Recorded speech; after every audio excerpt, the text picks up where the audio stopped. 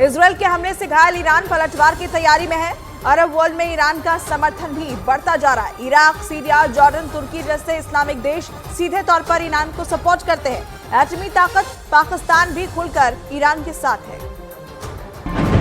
Super power America की मुश्किलें इतनी भर नहीं। इजरायल के साथ युद्ध में कूदने की बजाय अमेरिका का फोकस किसी और फ्रंट पर है। खाड़ी मुल्कों में तैनात अमेरिका के मौजूदा जनरल माइकल एरिक हाल में ही एक मैसेज के जरिए अमेरिकी सांसदों को ये जानकारी दी कि उन्होंने अपनी सैन्य क्षमता बढ़ाने की गुजारिश प्रेसिडेंट बाइडेन से की थी, जिसका जवाब देते हुए पेंटागन ने खाड़ी से ज्यादा चिंता चीन से मिल रही चुनौती को बताया था।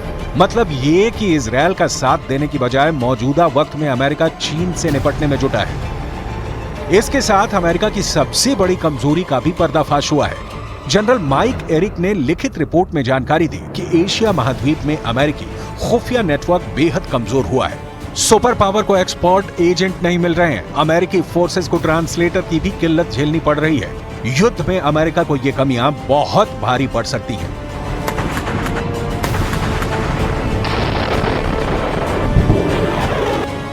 साफ है कि अमेरिका अपनी कमजोरियों को दुरुस्त किए बिना तो युद्ध में उतरने नहीं जा रहा। ऐसे में इजरायल का हाल यूक्रेन जैसा न हो जाए, जिसने अमेरिका की शय पर रूस से अदावत मोल ली और अंतहीन युद्ध में उलझ गया।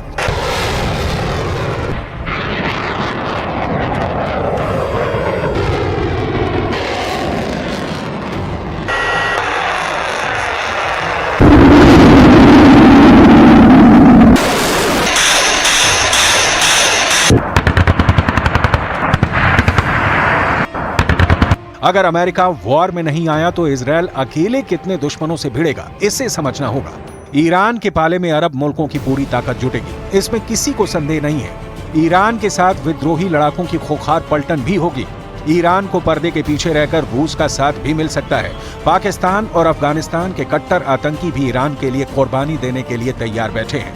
अकेला इजरायल इन सबसे कैसे जंग लड़ पाएगा, कब तक लड़ पाएगा, कहना मुश्किल है। लेकिन अमेरिका सिर्फ चीन के खतरे भर को देखते हुए इजरायल को अकेले छोड़ रहा हो, ऐसा भी नहीं। अमेरिका लंबे अरसे से अपनी रणनीति पर काम कर रहा है। एक एक कर अमेरिका ने कई फ्रंट से छुटकारा पाया। 5 मई 2018 अमेरिका ने दक्षिण कोरिया से अपने सैनिकों की संख्या कम करने का फैसला किया था। तब दक्षिण कोरिया में 28,500 अमेरिकी सैनिकों की तैनाती थी। डोनाल्ड ट्रंप के कार्यकाल में अमेरिका ने सोमालिया से अपनी फौज हटा ली थी। ISI के खिलाफ ऑपरेशन में लगे सुपर पावर के 700 सोल्जर वापस बुलाए गए थे। 2020 में इराक में मौजूद 5,000 जवानों में भी अमेरिका ने कमी की थी। अमेरिका ने 2021 में अफगानिस्तान से 3,000 सैनिकों की वतन वापसी करवाई। हाल ही में अमेरिका ने ऐलान किया कि वो नाइजर से अपने 1,000 सैनिक हटाएगा।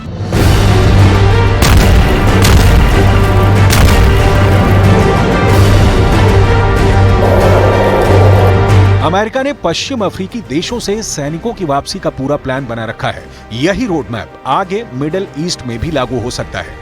हालांकि अमेरिका कभी भी पूरी तरह इस इलाके से दूरी बनाने का जोखिम नहीं उठाएगा, क्योंकि दुनिया भर में अमेरिका के 800 मिलिट्री बेस हैं। दुनिया के 70 से ज्यादा देशों में अमेरिकी फौज तैनात। एशिया में कतर का अल उदीद एयरबेस अमेरिका का सबसे बड़ा सैन्य अड्डा है, जहां 11,000 अमेरिकी सैन्य कर्मियों की तैनाती है। इस एयरबेस से अमेरिका खाड़ी के 18 देशों में अपने सैन्य ऑपरेशन अंजाम दे सकता है।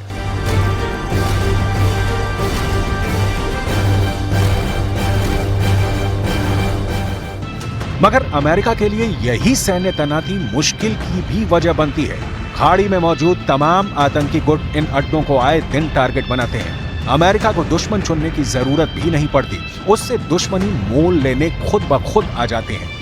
ऐसे हालात में अमेरिका एक नए फ्रंट पर आर पार की जंग से बचने की रणनीति अपना रहा है। लेकिन इजरायल चाहकर भी युद्ध से अलग नहीं रह पाएगा, क्योंकि ईरान का गुस्सा 7वें आसमान पर है।